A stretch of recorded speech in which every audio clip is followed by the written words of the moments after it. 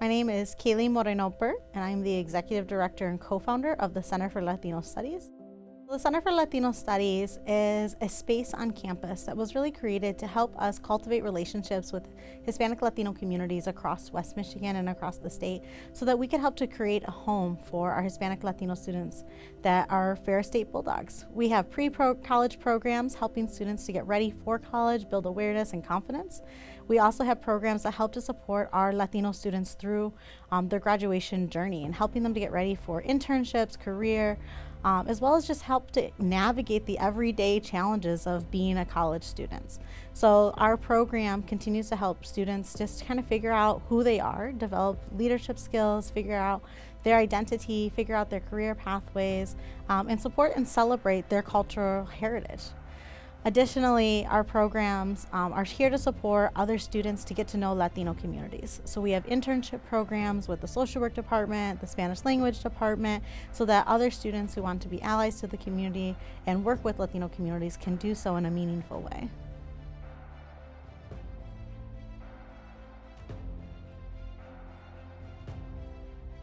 This program impacts students in a number of ways, whether it's working with middle school students, high school students, just to kind of be aware of options that they have in pursuing post-secondary education, helping them to explore scholarship options, talking with our DACA, undocumented and mixed status families about the opportunities that are available for them in their college education.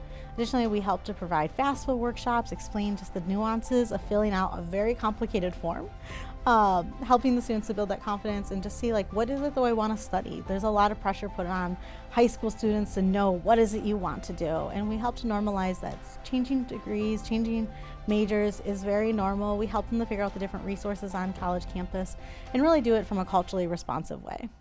In our college programs, we helped with leadership development, again, finding that home for our students on our campus. We help them get involved in new student organizations. We've helped to support the cultivation of new Greek life organizations.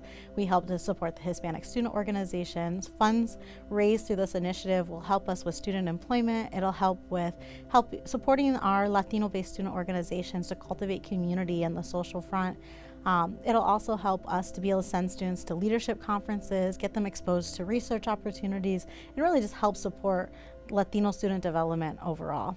It also helps us to create new internship opportunities and make sure that we can pay our interns and create that sustainable living and helping them to be compensated for the time and talent that they're giving to the center. So whether it's through exposure to new opportunities, going on field trips, traveling, connecting with other professionals, hosting things such as our Latino Networking Night, supporting our Latino Alumni Association. Our center really helps to connect students before college, during college, and after in career success and graduate school navigation. Our goal through this is to raise $6,000. And again, these funds are going to help to support just sustaining our center, helping to provide student employment opportunities, helping to provide programming to support our students, whether that's in leadership development, figuring out what those career opportunities are, helping them to connect to internship opportunities.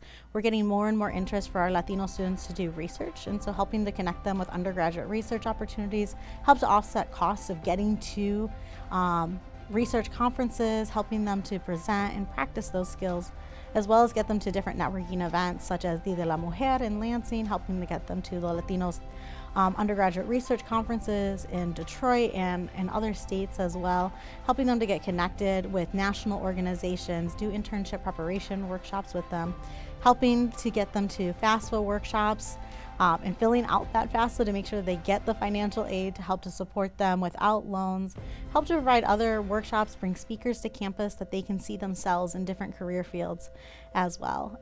We also use the money to provide emergency support dollars and micro grants for our students. So if a student's having a hard time, just lowering that bill just a little bit so that they can register for classes that next semester and continue on their journey. We have grants for that. We have book grants to help the students with the enormous cost of college textbooks.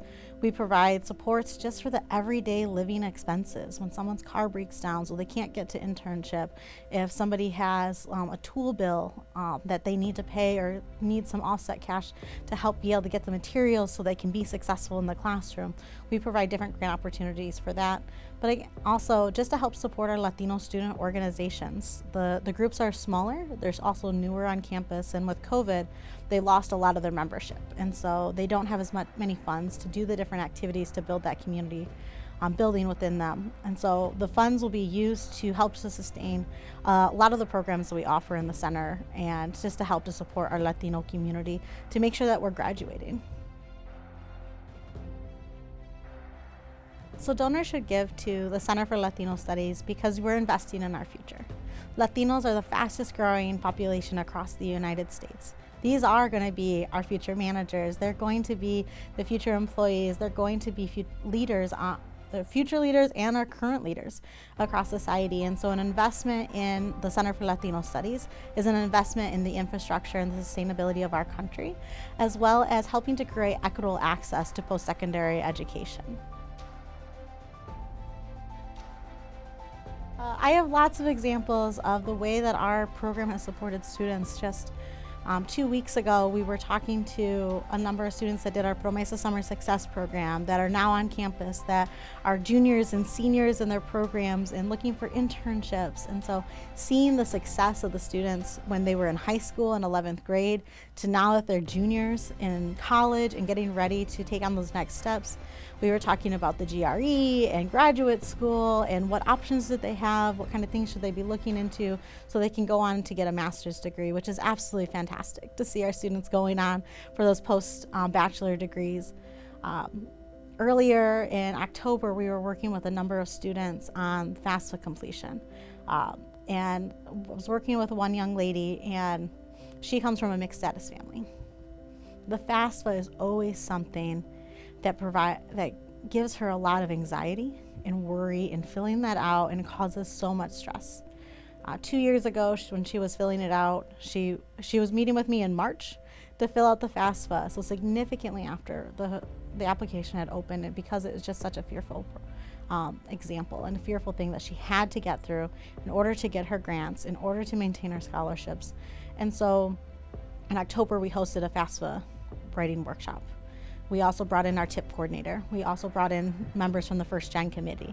We also brought in people from financial aid and the My Scholarship portal to talk about just what are different opportunities, what are different things that she needs to be aware about for registration to maintain her TIP funding, but also just having that intentional support to talk through someone that I get it. I understand how to fill out this FAFSA. I understand the fear of going through that, the anxiety producing that it causes you. And so she was so thankful just to have a space to go to talk to somebody, to feel open, to know that there's someone that understands her story and understands her anxiety going through this process. And so we were able to sit down.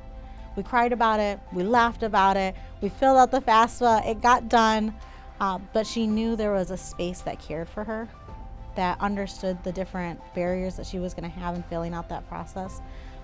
We provide food, so it was great. We always have a taco party when we fill out the FAFSA. So fill out the FAFSA, get some tacos, celebrate getting some money to pay for college. And those are just two small examples of the way that we're making a lasting impact. That young lady has now created a new sorority on our campus. She has also helped, she's a leader in a peer mentoring program across campus for freshman students to make sure they can find a home on campus. She's been a part of our Promesa Scholars program. She's been a rising star, and I can feel it in my heart. She's going to be a Torchbearer Award winner someday, and she truly is going to change the lives of many as a bilingual nurse in the field. So I just want to thank all of those that are willing to give of their time, their talent, and their treasure to support the Center for Latino Studies and to support all the students that are coming through our doors that we're able to help change and impact the Latino educational pipeline. Thank you to our past donors who have continued to support our work, and thank you to our future donors that really help to impact our student lives. We look forward to seeing you on 1Day4Dawgs on social media, and look forward to connecting with you in the future to see how your dollars are truly impacting students.